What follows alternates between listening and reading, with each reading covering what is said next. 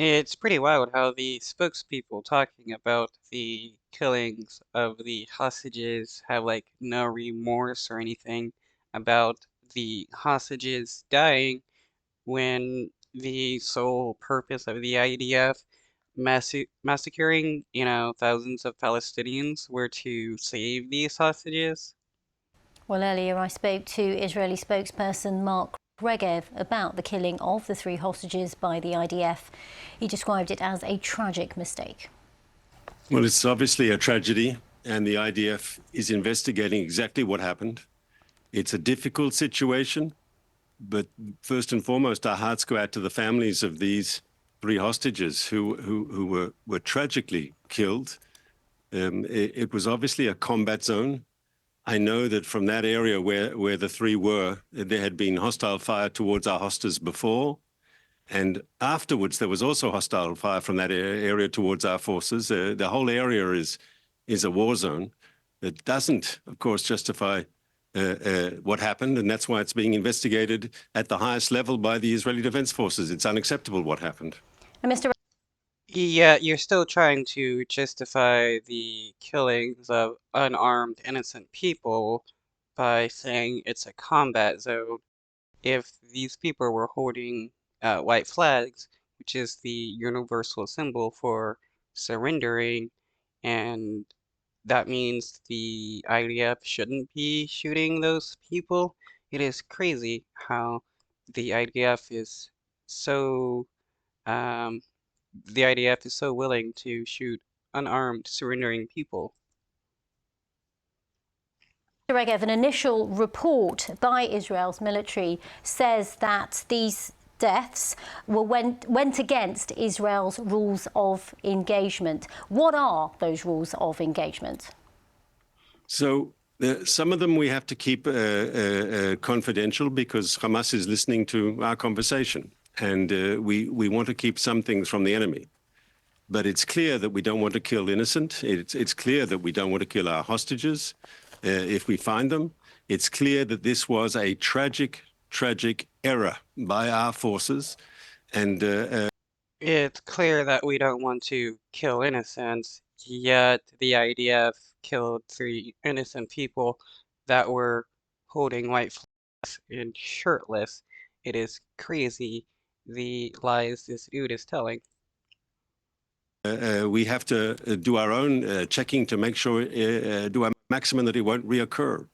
One of the problems we face is, of course, that Hamas don't wear uniforms. They wear civilian clothes.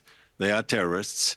There have been incidents, as you know, in the past where supposedly surrender and then they attack our forces. It's very difficult.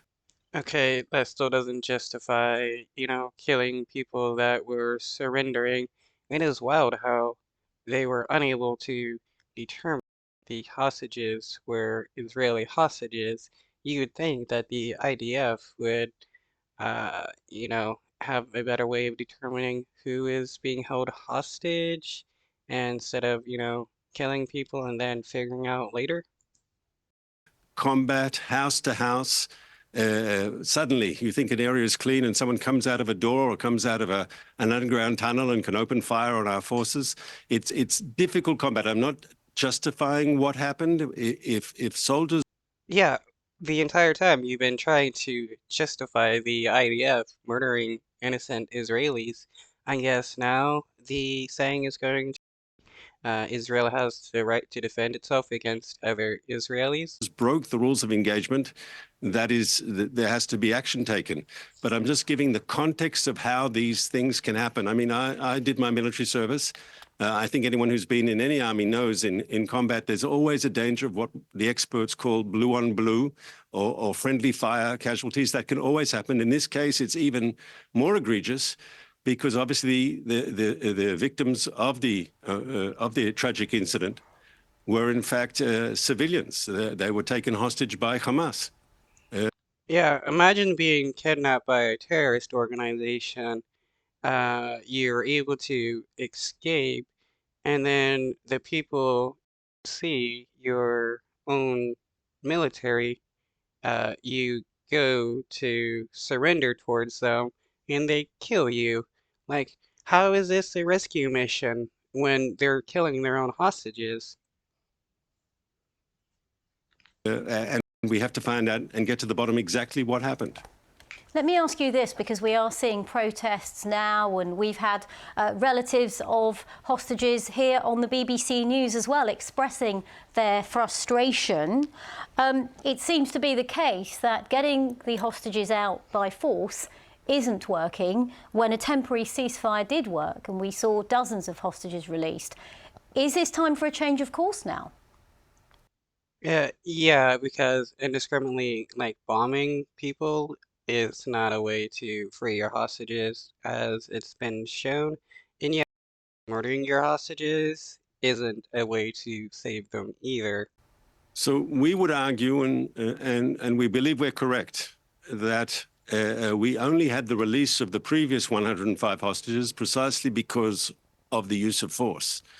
Hamas only agreed to their release when it was desperate for a ceasefire. They didn't suddenly become humanitarians.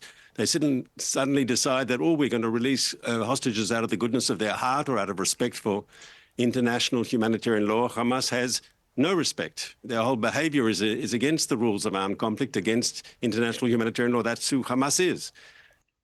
Right, says the guy of a government who violates international law all the time and has no care about killing innocent. It is wild how this dude is continually trying to justify the killings of innocent people.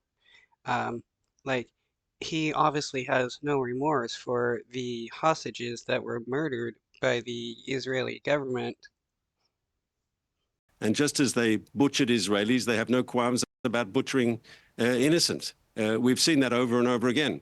Hamas will only release hostages if they're under pressure, and we believe the military pressure is the way to do that. Now, of course, we understand.